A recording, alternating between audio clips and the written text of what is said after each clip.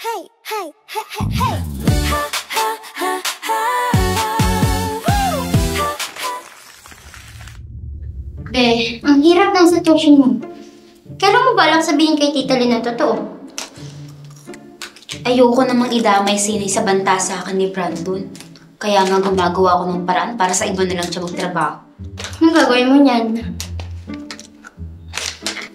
Titiisin si Brandon. May naisip ako. Bakit hindi mo na nasabihin sa teacher niyo tungkol sa pagbabanta sa'yo ni Brandon? Diba mag-ina naman sila? Oo nga no. Bakit hindi ko naisip yun? Hindi na talaga, di ba?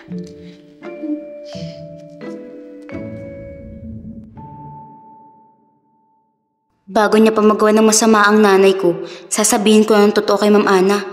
Kaya mo to, Ivy. Para sa nanay mo. Para sa kapayapaan. Pasok!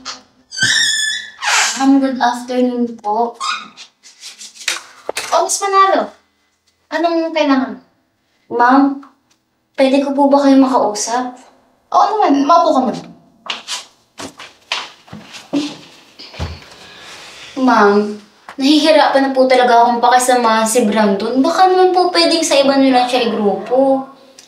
Miss Manalo, sa'yo ko talaga siya binigay kasi malaki ang tiwala ko sa'yo. At baka mahawahan mo siya ng magandang asal. Pagtiyagaan mo na siya, Miss Manalo. Pero ma'am, Hayaan mo, lahat ng gagastusin niyo para sa Project Turo, ako na ang sasagot para hindi mo naisipin yun. Ma, bakit ko? Kalimutan ko kayo ng umaga.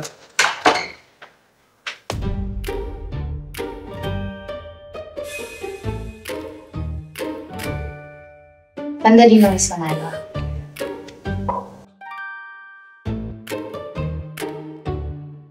ano ang gusto mo mangyari?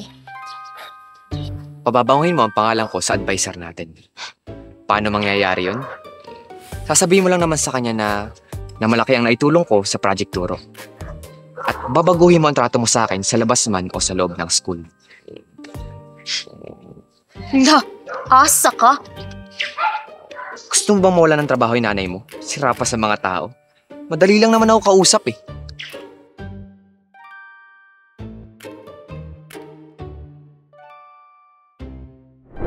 Sumbong ka?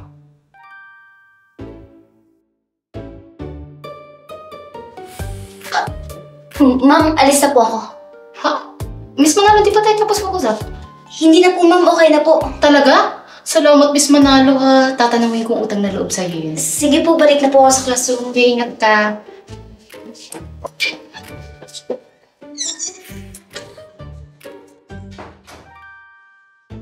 Anong nagawa mo, Ivy? Bakit ka pumayag? Hey, hey, hey, hey, hey. Ha, ha, ha, ha. Woo! Ha, ha, ha, ha. Nang una kitang makilala, parang gusto kong umiwas na lang. Lahat ng salita mo, puro laban. Di tayo magkasundo kahit kailan. Para yata may bangilip na namin ngayon. Ano ba pinakain mo niyan kay Evie kapag kausap ka para makamdaw kasi? Dalawa lang naman yan eh. Siguro natauhan na yun yung mga pinagagawa niya sa akin. Or else, gusto niya ako.